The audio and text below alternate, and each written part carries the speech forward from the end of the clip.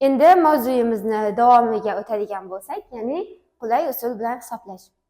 Hozir sizlar bilan ikkita misol ko'rib o'tamiz. Birinchi misol yig'inda qatnashgan. Bunda bir nechta sonlar yig'indisi qatnashgan. Biz ushbu misolni qulay usul bilan ishlashni o'rgatishdan oldin sizni esingizga bir narsani solib o'tdim. Ya'ni yig'indida qo'shiluvchilarning o'rni almashgani bilan yig'inda o'zgarmaydi degan xossasi bor edi. Shuning uchun biz ushbu misolda amallarni ketma-ketlikda bajarmasdan turib, xohlagan qo'shiluvchilarimizni o'rnini almashtirib keyin qo'shishimiz ham mumkin bo'ladi. Demak, qarang.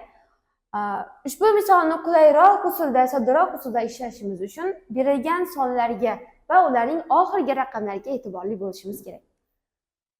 24 ga 147 ni, 76, 35, 53, 25 ni ketma-ketlikda qo'shishimizdan ko'ra buni osonroq usullari bor. Masalan, ushbu 24. 24 soniga 147 sonini qo'shganimizdan ko'ra 76 sonini qo'shishimiz osonroq. Sababi bu 4 raqami bilan bu 6 raqami bilan tugagan. Va 24 ga 76 ni qo'shsak 100 ekanligi juda sodda chiqadi. Endi qarang, 147 soniga biz qo'shishimiz oson bo'ladi 53 sonini. 24 ga 76 ni qo'shganimiz 100 chiqqan edi, plus 147 ga 53 sonini qo'shadigan bo'lsak 200 chiqadi. Plus endi 35 soni bilan 25 sonini qo'shishimiz osonroq. 35 soniga 25 sonini qo'shadigan bo'lsak 60. Endi 100 ga 200 ni qo'shsak 300, 60 ni qo'shadigan bo'lsak esa 360. Qarang, buni ketma-ketlikda bajarishimiz ham mumkin edi. Unda ham baribir 360 soni chiqar edi. Shunchaki ketma-ketlikda bajarganimizdan ko'ra hozirgi holatda qo'shiluvchilarni soddaroq qilib, bir guruh qilib qo'shganimiz osonroq edi. Ya'ni biz 24 va 76 ni bir guruh qilib qo'shdik.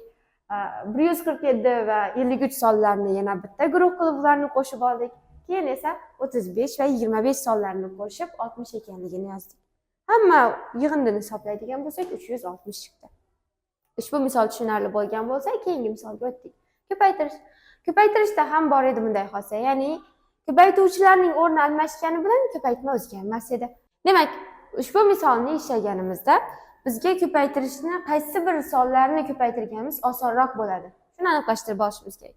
Masalan, 4 ni dastlab 7 ga ko'paytirib, keyin 25 ga ko'paytirganimizdan ko'ra, 4 ni dastlab 25 ga ko'paytirib, 100 ekanligi ma'lum-ku. Keyin 7 va 80 sonlarni ko'paytirganimiz osonroq.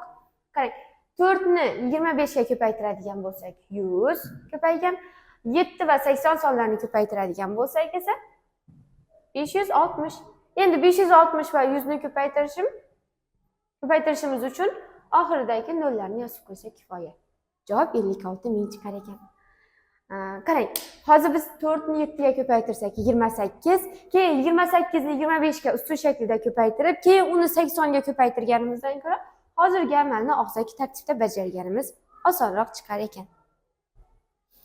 Xo'p, shu o'rinda yana bir turdagi misolni ham tushuntirib o'tay. 24 ko'paygan 76 plus 24 ko'paygan 24 plus 24 ko'paygan yo'q bo'ldi. Plus degandan keyin boshqatdan.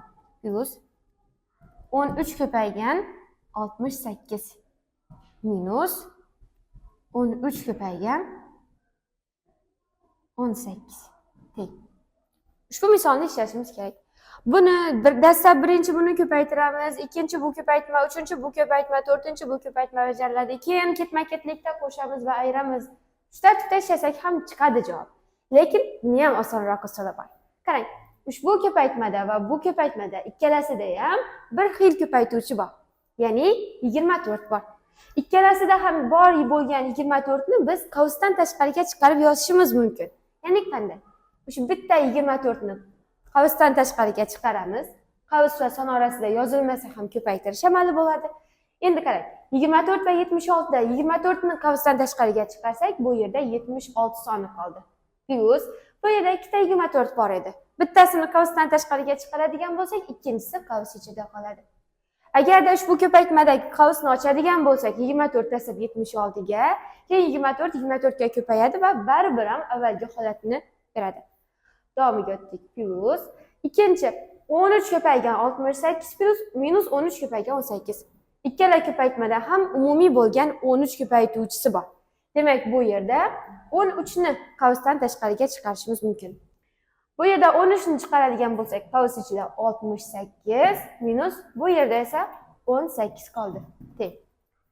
24 ko'paygan 76 ga 24 ni qo'shsak 100 bo'ladi. Plus 13 ko'paygan 68 dan 18 ni ayiradigan bo'lsak 50 bo'ladi. Teng. 24 ni 100 ga ko'paytirishni endi og'zaki bajarsak ham bo'ladi. 2400 plus 13 ni 50 ga ko'paytirishni ham og'zaki bajarishimiz mumkin. 5 3 15, 5 birimiz 5 yoddagi bilan 6. Oxirida esa 0 qo'shiladi. 2400 ga 650 ni qo'shadigan bo'lsak 3050.